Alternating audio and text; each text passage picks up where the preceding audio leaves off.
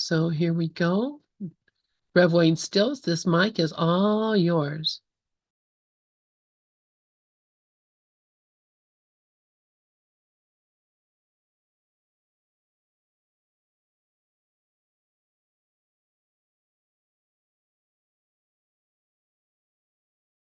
Can't hear you, Rev Wayne, you're muted.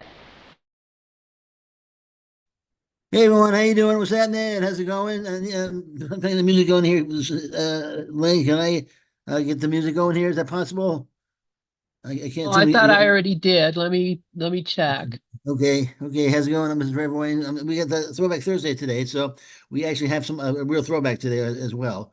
It's a yeah, it's There we from go. 2013. Yeah, there we go. There, perfect. That's it. 2013. It's about 20 minutes, half hour long. First I'm gonna play a song. It's love. Today's love month, month of love. Middle of the month we have. So I'm gonna start the month off with one of my favorite love songs of all time. So here we go. And this is the ultimate love song.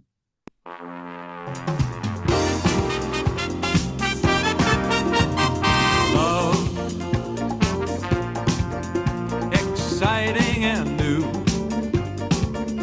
Come aboard. We're expecting you. Yeah, love. Life's sweetest reward. Let it flow. It floats back to you. The love boat. Soon we'll be making another run. The love boat promises something for everyone. Set a course for adventure, your mind on a new romance. And love won't hurt anymore. It's an open smile on a friendly shore. It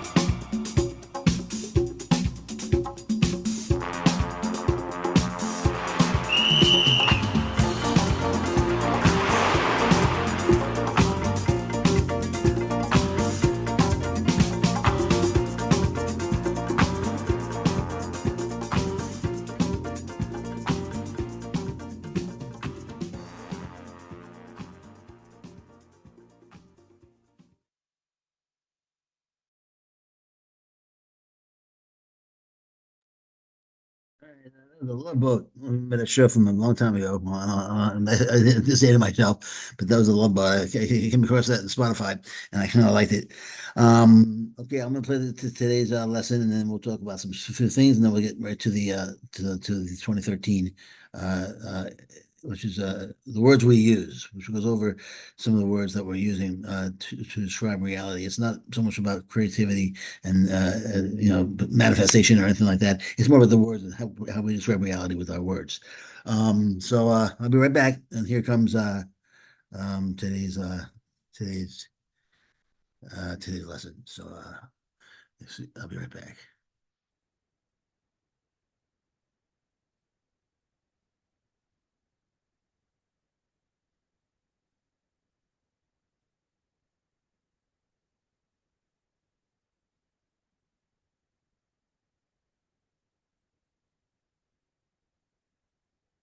Here, hold on a second.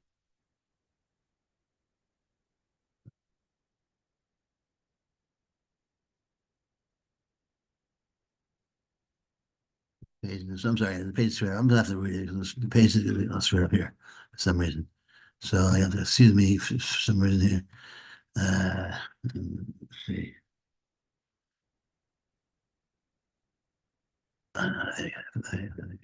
There we go. Okay, there we go now.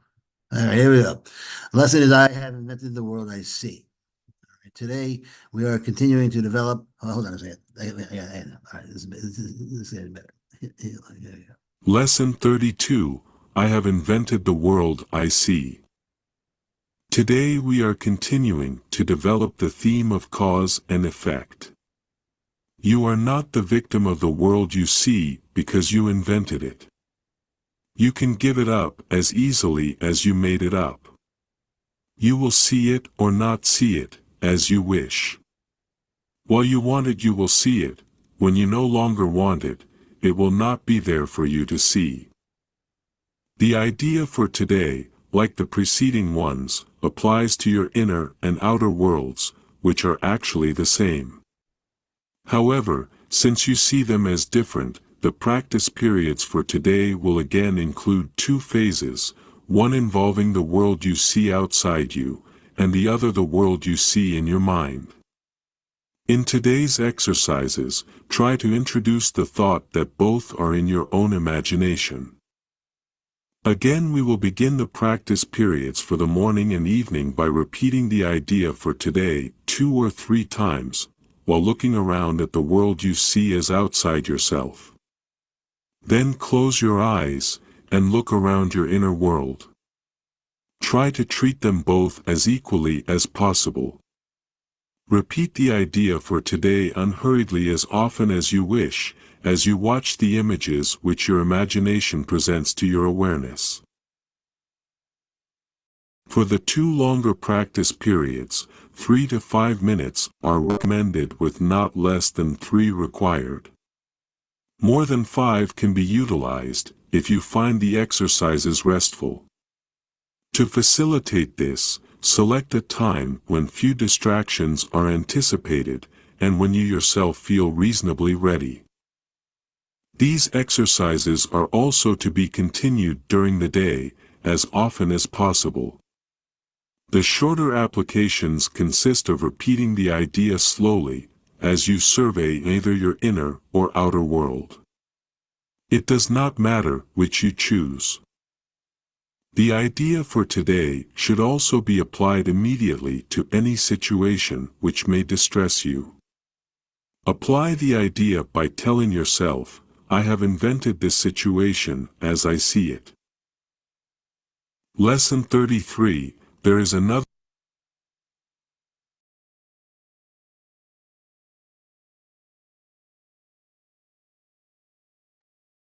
Yay, so the 32 was, I invented the world I see. I invented the world I see. I invented the world that I see. One of the things I've always talked about was thoughts are things. Well, we knew that, but things are thoughts. I've always found that an easier way of looking at it. Things are thoughts. Everything you're looking at is a thought. Everything you're looking at is a thought. No different than the thoughts in your head. So I look at something, and I'm looking at this remote over here, and that's a thought. It's a thought of a remote. It's an idea of a remote. There's no difference between this and an idea. Not only is the idea of the remote there, but the distance between me and this remote is an idea of distance. It's a real distance. There's no real distance between me and this remote. There's the thought of it. There's this idea. I've made it. In truth, there's no space between me and my computer here. There's no space at all. One of the, it's a strange thing and what you do with that information is up to you. But it's a strange thing to realize that there's nothing going on here. We're all in the same space. We all occupy the same space, and so the separation is purely mental. It's purely mental, and the words that we use, which we're looking into, the words that we use helps us shapes our opinions and perspectives as how we're going to handle information. How do we handle this information? What do we do with this information? I mean, if you're told that everything around you is a thought, and everything around you is literally everything, and even distance.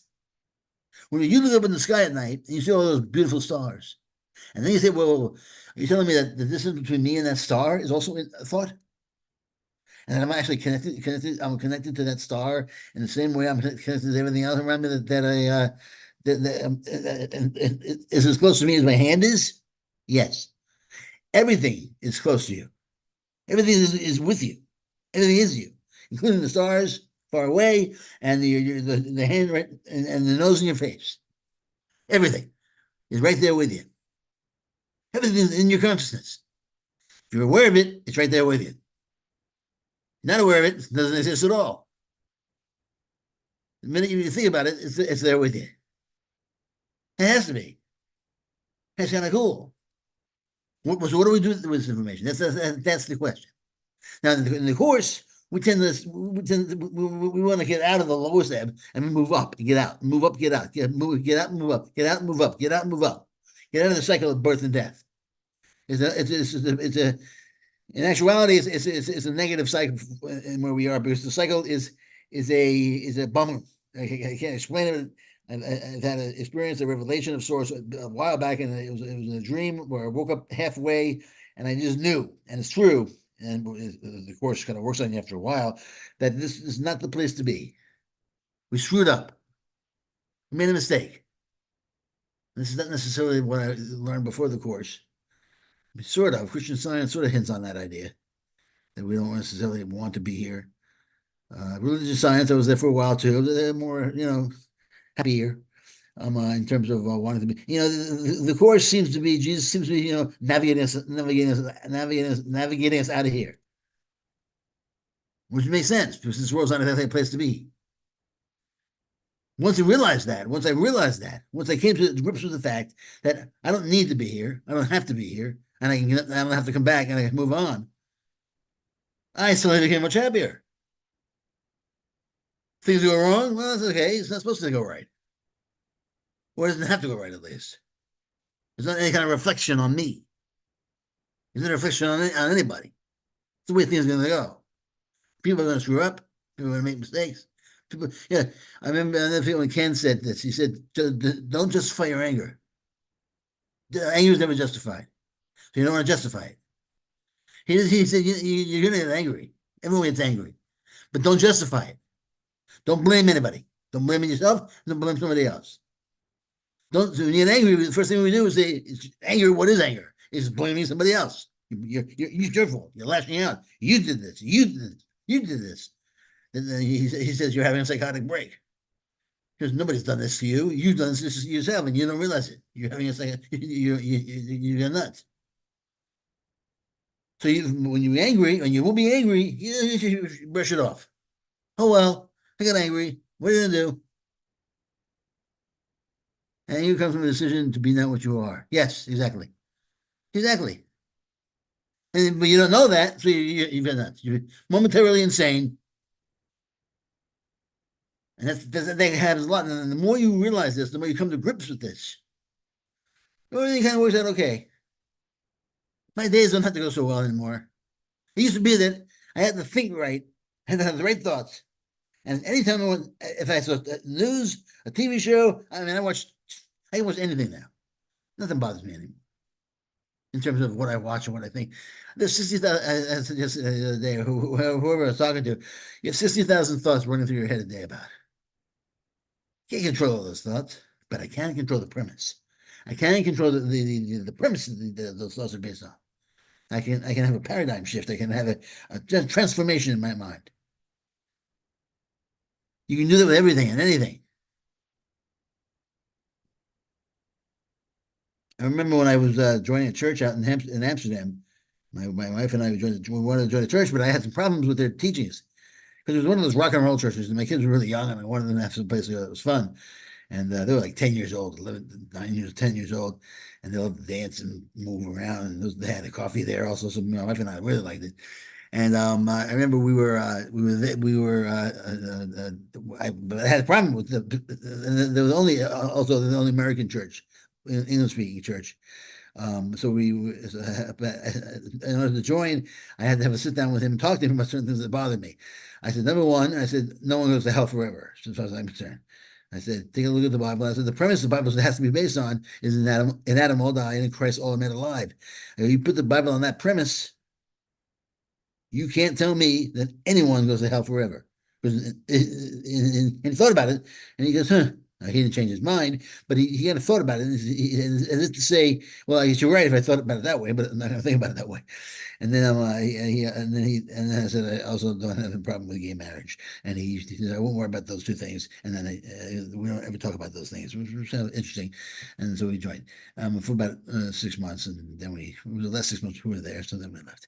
But it was interesting because it's all about how you look at things and how you view your situation. And by that, it starts with the premise. It always starts with the premise. But you can control the outflow of your thoughts by controlling what you base it on. What do you base your opinions on? What do you base it on? And you have to work that hard. The only thing you have to do is allow yourself to change your mind. Allow your mind to get shifted. Once I realized that I could control all my thoughts, and in doing so, I was actually putting the fear of God into myself. I was more scared of thinking wrong than I was actually good at thinking correctly. I was more scared of screwing up. I walked around with the idea of right thinking in my head. Now, nothing wrong with that. I was a Christian Science and a religious scientist for many years. And I wouldn't necessarily recommend it for people. I mean, I would not necessarily not recommend it. I recommend it to anybody. But for me, it was a problem. But for me, it ended up being something that I focused on way over too much, and I became known as being the optimist of everybody. And that felt very nice, but it became an ego thing. Here's no ego, none, zilcha, zippo. You walk around, things go right, yay. Things go wrong, yay. What do I care? What's right or wrong? I mean, in the overall scheme of things, there's nothing wrong at all. And if I don't know that, that's my problem. I mean, everything is going right. I think you had a certain pain medicine you take, you drop things a lot. You know, and if I drop something, it's not exactly fun. I got to bend over and get it. I don't want to bend over. I'm sick of bending over and getting stuff. My back hurts. And that's like I'm angry. I mean, that's the kind of thing that still gets me a little angry, frustrated when I lose things, and I get momentarily frustrated. But then I say to myself, you know what? Even this is for my best. And who knows? Maybe some sort of strange bug was flying around and it would have bit me if I didn't bend down. My father always said that everything's meant to be. So who knows? Everything is for my benefit. Everything. Especially since I believe that. If you don't believe that, if you don't know that, if you don't experience that truth, you might not know it. You might just say, well, I don't think that. I think everything stinks all the time. It's not for my benefit. We don't know what's for our benefit. We have no clue. I don't have any clue. You don't have any clue. We don't like to admit that. Who wants to admit that? I don't want to admit that. Especially when we think that we're being attacked. Hardest thing to do is be attacked and allow yourself to be attacked. Defenselessness. Hard. Very hard. Super hard. To allow yourself to be a target to not respond, to not react when you're being targeted and being hit, attacked. You know, what was it the Rocky he said that it's not about how hard you can hit somebody, but how hard you can get hit and keep getting back up and moving forward. That's how winning is done. And how as Gandhi, he said, turn the other cheek means hey, every time you fall down, get back up and keep forward. Even if you hit down, you get back. That's all you do. All right, so the words we use are important. The words we use control our outlook. But the premises that we use. The words that we use in the Course in Miracles are the premises that we use to shape our outlook. And there's 4 basic words, and I'll get into them, you'll hear them in a minute. And they're the 4 basic outlooks that we have on life that stem from the Course as I see it, at least. I'm sure there are more words, but these are the 4 basics. And when you hear them, I'm sure you'll say, oh, yeah. And so hopefully it'll be helpful. And then there you go. So I have nothing else here for now. I'm going to play this for you, and then afterwards, if you have time, I'll wrap it up with another song. Alrighty, so hit it, Ozzy. Let's see what we got here.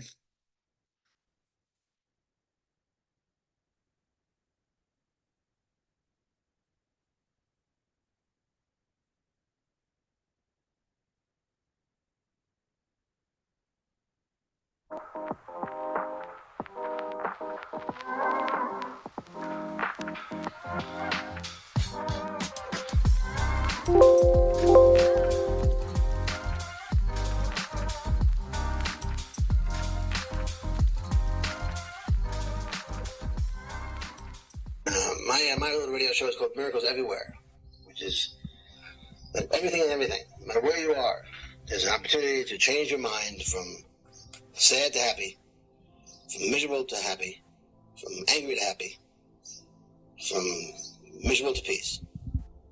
It's up to you to make that choice, to choose Christ and not the ego. Now today, I want to talk about something, it's not a major topic, but something that I was thinking about recently, kind of came to mind, that I thought was a wee bit interesting.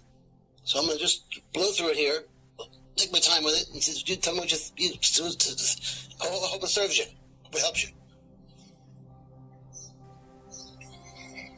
And it won't be too long, too short, be right, it will be just right. Hopefully. You'll be the judge of that, I guess.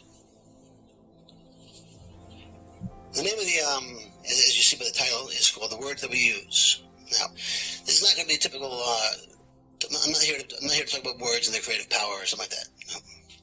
I'm talking about 4 specific words that we use in the Course, or in the Course community, to describe the world. 4 words that we use on a regular basis to describe the world, and they're all extremely powerful, and they're all right on. The first one is the illusion. You hear it all the time. It's the illusion. It's an illusion. It's an illusion. It's an illusion. And that's right on. It is an illusion. The world is an illusion. Now, I'm not going to get into the cosmology of it all. That's for another time, because I don't have much time. And it's also, it's a whole different lecture type thing, but just for whatever reasons, if you're not familiar with I have a whole bunch of podcasts that you could take a look at that.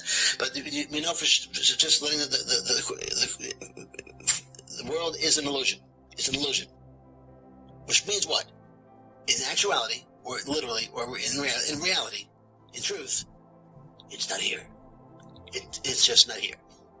The world does not exist, or at least the world as we know it does not exist. And now it's not a play on words. It's not like it exists in the same exact way, but it's got one less bird chirping. No, it's not here. It's an illusion. It is an entirely different way. In a way that you might know yourself still, but you would not know yourself as yourself. You know, it's kind of like a 2-year-old baby grows up and becomes a 40-year-old man does not recognize himself when he sees a 2-year-old picture as himself, but he knows it's himself because his parents told him so. He doesn't have any conscious memories of himself being 2. Oh yeah, I remember that. Oh yeah, that was just like me. And you might have a sense that you were of yourself growing up, a sense of yourself, if you've done meditations, of being always around. But that 2-year-old body has no sense of himself as being a 40-year-old body, although it's the same body, same personality that's there. In the same way, this world is nothing like the world it will become if the illusion was, if it lost, it's an illusion, and it was nothing like the world that's really here. It's nothing like the world that's really here. If this illusion disappeared tomorrow, the world that would take its place, the real world, is nothing like this world. Although we, who are really here, would still be here. Although we'd be experiencing a totally different world, and therefore we'd be totally different. So, illusion. It's the illusion. Now, even if I didn't go that far, and just said the illusion, most people would get what I mean by illusion. This world's not here. What would that mean generically? It would just mean, well, my body is not here. The words coming out of my mouth, therefore, my vocal cord is not here. The sound coming out of my mouth is not here. Your eardrums don't hear anything because there's no sound coming out of my mouth, and if the word, your eardrums aren't here anyway, neither are mine. There's nothing here. Illusion. Is illusion, is illusion, is illusion. Now, word number 2. Two. Delusion. Very important word. Because it leads into the third word. Before we get to the third word, to the second word. Second word starts to hit on, is very important. It tends to imply that you and me were duped. We were duped, deluded. That we either duped ourselves, which very often was deluded. I mean, we've been deluded, or we were taken advantage of, or we were suckered into something by our. But deluded tends to imply that we walked into something with our eyes closed. We were just blinded. We were blinded by a stupid, dumb faith or something like that. But we deluded ourselves, or have been deluded somehow. But we were deluded. If we didn't know any better. As the Course says, we don't know what's in our best interests. So it's not just an illusion for us to kind of play kumbaya in. Yeah, it's an illusion. No. The point is, this is not the real world. It's not the place. It's not the kumbaya land. It's not the real place. We don't really want to stay here. Although we have no idea how to get out, because we've been deluded. And we've been deluded because we've been trying to get out. Because we've been trying to get out, the situation gets worse. Because we live in the land of lies, the land of delusion, the land of illusion, land of illusion. And as we get out, we think, I'm getting out. Oh, the ladder falls, we're smashed, and we fall down again. And we think, and we have to get up again and try again, and we keep getting deluded again and again and again. So delusion is important because there might be some spiritualities out there that think it's wonderful to be in the illusion. It's great to be in the illusion. There's some courses out there that I've taken in the New Thought movement that are wonderful, fantastic, but they tend to preach the idea that from the start, get on out there and take the bull by the horns and grab this illusion by the horns and you go get him. The Course saying, no. This is an illusion, and first you have to face the fact that you created this, that you've been deluded. That's a hoax. It's a big joke you play on yourself. You're here because you're hiding from what you think you've done. You're hiding from your better self. You're hiding from the God you got from God. You're deluded if you think that you're here for any other reason except that you're running from the infinite. You think you killed the infinite God himself or herself. You think that. And you don't think you think that. You think you don't think that at all. You think that's silly. You think that's dumb. Even if you don't think you think it's dumb, you do think it's dumb, and so do I. And so do all of us. Even those who don't think, I don't think that, I think that's true. No, you don't. No one does, really. My daughter said at the back, she said, Daddy, I'm not haunted by this idea that I killed God. I don't carry that burden with me. Just 11 or 12 when she said that to me. I said, that's the problem with humanity in general. We don't carry the burden that we think we killed God. If we carry that burden, we face the facts that we killed God, and then we realize we never killed God. Right now, consciously or unconsciously, we're all facing this. We believe wholeheartedly we killed Christ, and now Christ is resurrected and coming to get us. We're deluded. Deluded. Now, there's a third word. The third word is, as we are hiding, and then when we are deluded in the illusion, we've gotten crazier and crazier and crazier because we're all running around. What are we doing? We're hallucinating. We use that word a lot in the Course. Hallucinating. We hear a lot of people who use that word. Christian scientists use that word a lot. A lot of the mind scientists use that word a lot. And the point of that word is to make us know that. Does it make us know what? We are hiding the hallucinations as we hide. As we run around deluding ourselves that we are actually getting away from God, that we're hiding from God, that we're hiding from the best that's within ourselves. And creating a whole so-called world out here. We're creating a whole world out here, places to live, money, fame, power, all the stuff that we have out here in the so-called world. These are all hallucinations. It's all make-believe. We're pretending that this whole world exists out here just so we can hide from God. It's like the Adam and Eve story. What's the first thing that happened after they ate from the apple? They ate from the tree of knowledge. They hid in the bushes. And we hear God say, "Where are you, Adam?" Now, what is God? God is omniscient. Does God not know where Adam is? Of course God knows where Adam is. But not in the imaginary, that's hallucinatory world hallucination. In Adam's new world of hallucinations, and Adam and Eve's new world of hallucination, this God could be hid from. God said, "Where are you, Adam?" See, in this new world of hallucination, Adam was deluded into thinking that he could actually hide from God. God would actually have to go look for him. "Oh, there you are. God, why are you naked?" I said, "Don't get naked." He didn't know why he was naked. He had to ask questions. In our new world, we have a God that doesn't know where we are, but he has to find us. He's looking for us. He wants to punish us. We're guilty of things. We're no good. And eventually he kills us. And even if you don't believe in God, something kills us. We're going to get it in the end anyway. That's the deal we made with the ego.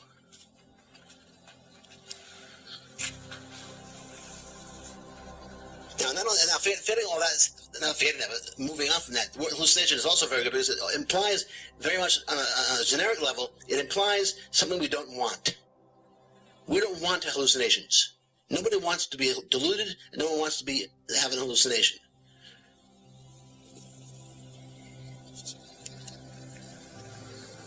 My doctor asked me, "Have you ever been? Do you see hallucinations?" I have Parkinson's disease, according to my doctors, and they said, "Do you ever have hallucinations because of the drugs I take?" I say, "No," but I'm laughing inside because he says, "Do you see things that are not there?" And I feel like pointing to the lesson in the workbook. But of course, I say no because nobody wants hallucinations. There are people who, I guess they take this medicine, they have hallucinations. I said to him, jokingly, one time, "Oh, darn it, I wish I could have hallucinations." He said, "No, you don't want these." I didn't get into it with them, but I can imagine they have bad hallucinations. They think someone's creeping in the night or something. Or they see some shadows in the night or something. Nobody wants those kind of hallucinations. Who needs them? So when we use the word hallucination, we're saying it's a word that describes very, very powerfully what we don't want. That we're in a world we don't want. We're being deluded by it. So it's an illusion we don't want. We're hallucinating an illusion. We're being deluded by the illusion. And in this illusion that we're being deluded by, we're hallucinating. I'll say it again. In this illusion that's deluding us, we're hallucinating. Now, Jesus says something else in the Course of Miracles. Spirit says something else in the Course of Miracles. It's very interesting. He takes the word illusion and calls it something else very often. And by tweaking the word illusion, he gives us a slightly different point of view. He calls it dream. And the reason why that's so unbelievably powerful is because the word illusion, which is wonderful and it can be used any time, obviously, because everyone can understand mentally at least what an illusion is. everybody, no matter where they are, dreams. Or at least has dreamt. And probably will dream again. Everyone goes to sleep, has to sleep to live, and dreams, whether they remember their dreams or not. And it wouldn't take much for somebody to pretend they're in dreams. If I said to you, imagine you're dreaming right now, or it's as if you're in a dream, and you looked around your room as if I'm dreaming, you would be able to feel pretty quickly like you're in a dream. So suddenly if I said to you, you're in a dream that's deluding you, and you're hallucinating in the dream, suddenly, for two things, it's not that scary because you know you're dreaming, which means you're going to wake up somewhere else. Where? With God. You're really with God. You're really not here at all. Suddenly, the whole idea of an illusion makes sense. You get it? Perfect sense. Oh yeah, I get. I'm not really here. That's an illusion. Where am I? I'm somewhere else. Where? I don't know. I'm with God, sleeping. Oh wow. Oh, I get it. That's what a dream is. A dream. What is a dream? A dream is when you think you're somewhere else, but you're actually in bed. Well, I'm not sure I'm in bed right now. The divine cosmic bed. Well, I don't know about that, but I know I get it now. I'm in a dream. I'm not here. I'm in bed. I'm not here. I'm somewhere else. I'm not here. I'm somewhere else. Obviously, that's what a dream is all about. This is my dream body. Not only that, all the bodies you see around you are the one dreamer. All the bodies you see around you are the one dreamer who's never, ever, ever, ever really fallen asleep. That's paradoxical, I understand, but that's the truth. Because now how can the one perfect dreamer accidentally fall asleep? This is the captivating stuff that I study on a regular basis of the Course, and what we tend to try to help us who study the Course together help each other through.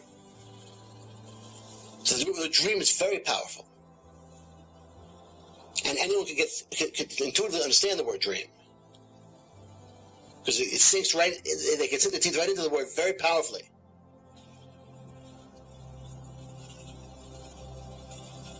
Suddenly they realize they're in a dream, the dream can be a nightmare, and then they use the word happy dream. A bad illusion? Sounds kind of weird. A bad dream? Oh, I get that.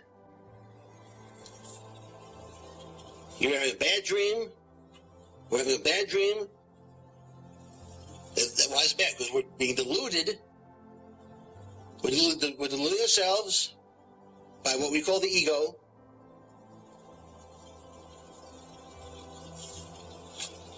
And how are we doing this delusion?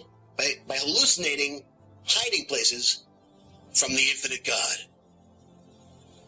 And why are we hiding? Well, that goes back to the cosmology thing. But suffice to say, we're hiding from God because we think we killed him.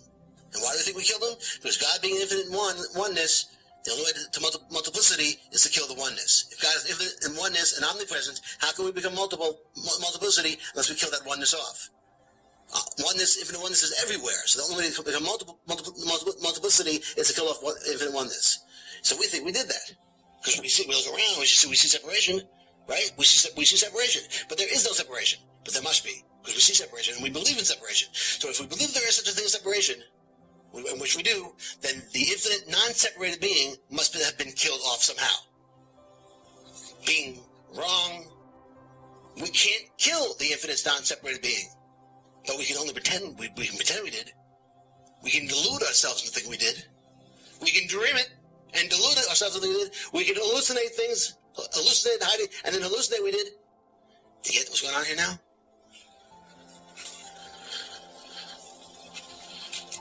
Welcome to the grand illusion. Welcome to the big dream. The big hallucination. The big delusion. So those were the words that I wanted to explore just a little bit with you guys today, and I hope that you enjoyed it. It's not a big, giant one, but it's very powerful. You use those words, they're not so interchangeable, but they are. But they're not exact synonyms, and they tend to have their own little place inside the Course. And they're used somewhat as synonyms, pretty much, but they're kind of fun to kind of look how you can use them. Because we didn't use the word delusion, we never used the word hallucination, we didn't use the word dream. We had just illusion, and anyone could kind of say, well, my illusion is fun. I like my illusion. So no. Jesus makes it pretty clear in the Course. Or for those of you who are not comfortable with that, the Spirit makes it pretty clear in the Course. Well, the Course makes it pretty clear in the Course. This is a delusion that we're hallucinating. It's an illusion that we're hallucinating. It's a dream. That's actually a nightmare, and that we want to wake up. And that our one job here, our one mission, our one purpose is to wake up from this limited dream of death and madness. That's our one job. And to get to a place where we are no longer, now this is the key. It's not necessarily to wake up from the dream, but to wake up in the dream. And how do we do that?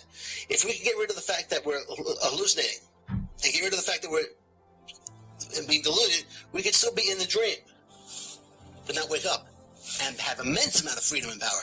And I'll explain this to you. And of course, calling it a dream also has a lot of perks, because you always, according to the Course, we're always dreaming. We never woke up when we think we woke up in the morning, or whenever it is you wake up.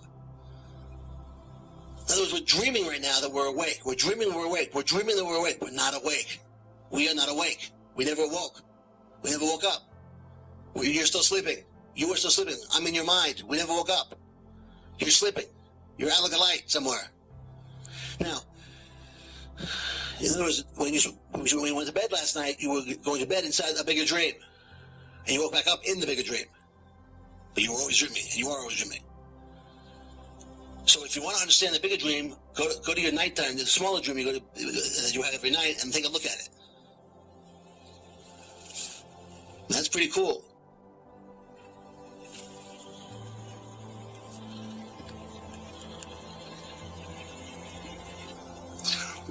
Now, what happens if you're in a dream at night, nighttime dream, your normal itsy-bitsy dream at night when you go to sleep, and you become lucid? You become aware that you're dreaming in a dream, but you don't wake up from the dream. You stay in the dream. What happens? What's happened? You are no longer being deluded that you are dreaming. You're still dreaming, but you're no longer deluded by your ego that you are dreaming. Your ego is no longer there saying, you're dreaming, you're dreaming. I'm not dreaming. I'm not. I mean, this is real. This is real. In other words, you know it's a dream. Before you woke up in the dream, you thought it was real. You thought it was absolutely real. Then you wake up in the dream and you realize you're dreaming completely. Now you have massive amounts of power. Now you're no longer hallucinating. You're no longer being deluded. You're just in the illusion. You're just in the dream. Free as a bird. Free to do whatever it is you want to do. Be anyone you want to be anywhere you want to be. Do anything you want to do. It's all you. It's all up to you. Everything around you is you. And everything is you. And that's what's going on here. If we could just get rid of the hallucinations, get rid of the delusion part, and just realize it's all a dream and nothing but a dream, you'd wake up completely. You'd realize everything is you. And everything is me. There's only God. There's only the mind that's producing all this in his or her mind. And we're all the players in that mind. We're all the infinite dreamers, multiplicity within, which of course can't happen. It only can happen in a dream because it can't really happen in reality. And how it happened, who knows how this dream happened for sure. The best way it was described in the Course was that Adam fell asleep. And this is tough stuff as we get to the nitty gritty of it all, in terms of how the sleep happened, and that's not. This is the best way that I came to understand it. And how I'm describing it is the best way to understand it. There is an infinite dreamer who is, quote, fallen asleep or nodded off and is dreaming that he is all of us.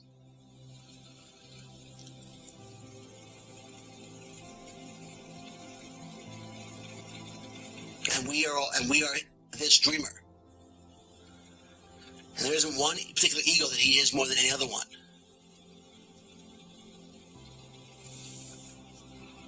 Now for some, we like to say Jesus Christ plays the part of the initial and first one, or most popular one who someone who took a nation, made it popular. I feel the term for you.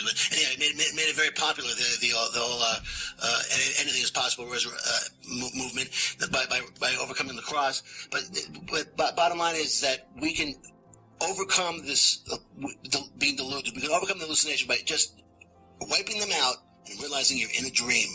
You're in an illusion, and suddenly the dream is no longer a nightmare. It has now become a happy illusion, a happy dream where you are filled with the brightness of power and love, and all this, the world becomes a happy place.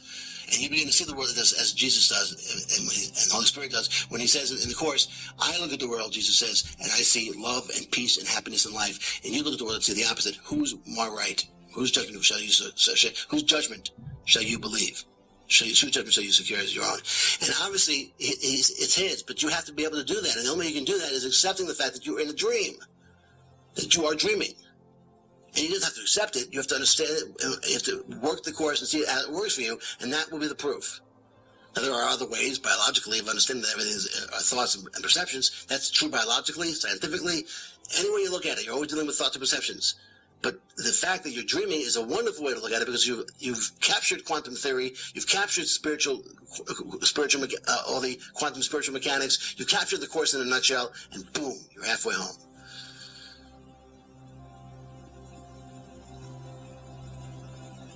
So when you look around yourself and you just realize you're dreaming, how do you capture that dream mentality? As quick as possible. Anything you're not looking at, anything you're not thinking about, doesn't exist in a dream. Am I right?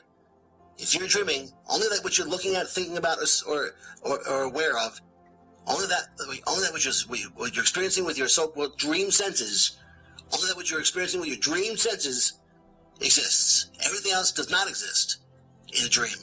Right?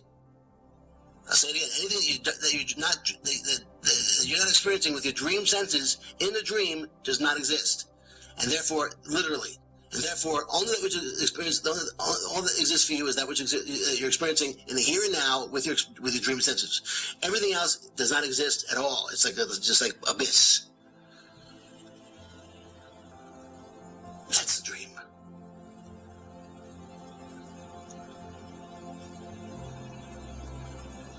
That's all good. Everything's fantastic and wonderful. God bless you all. Amen, amen. I love you. Bye-bye.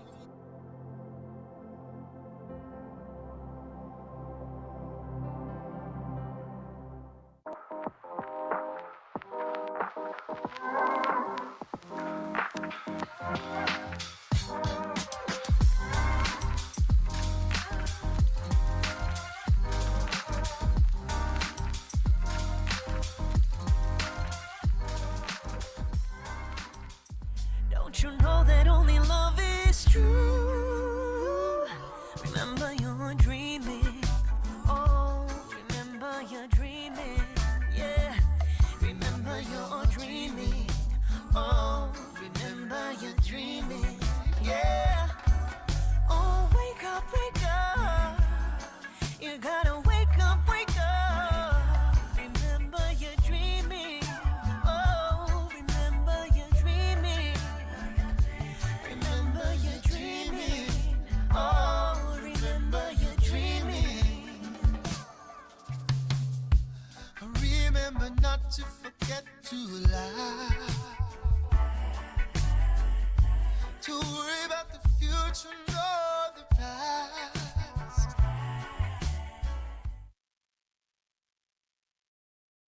Okay, well, hey, so that was 2013, 2014, that around that area, and it was interesting to hear. I pretty much told you everything I was going to say beforehand, but that's pretty much the 4 words that we used.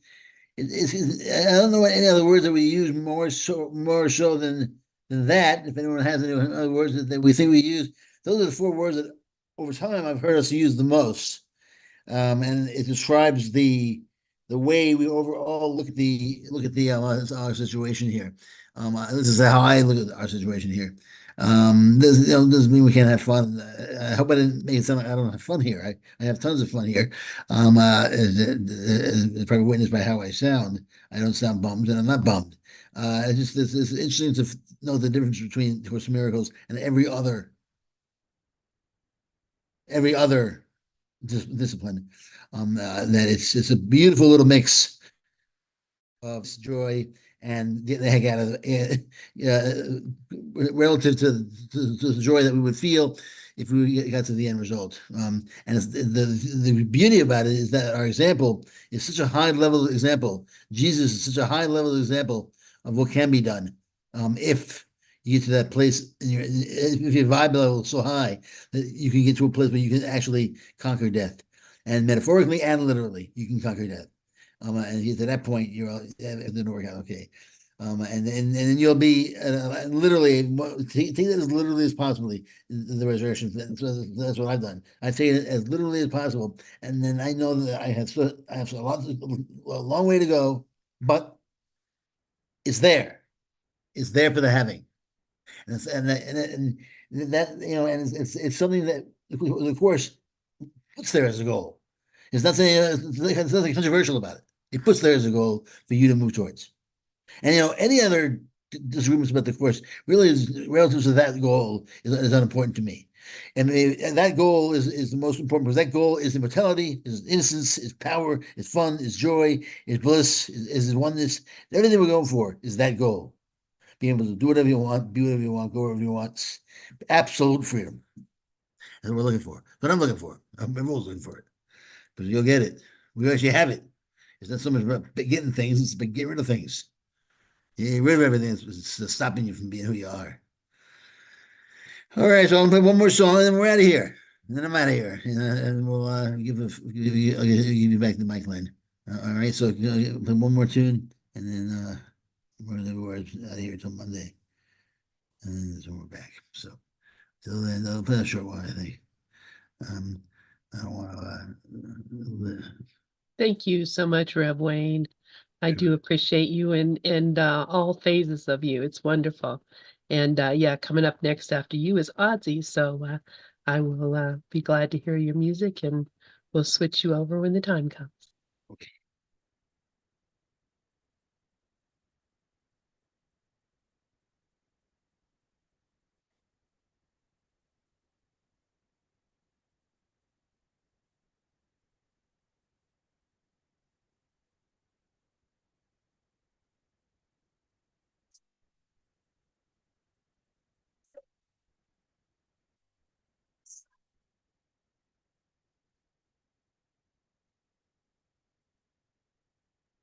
Wayne, are you playing a song? We're not hearing it.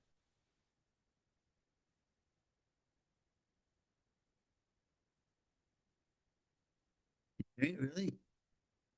You hear me now? Yes. No? Maybe we just go quick. I'll try once more. If you can't hear once more, we'll call it quits, okay? Okay.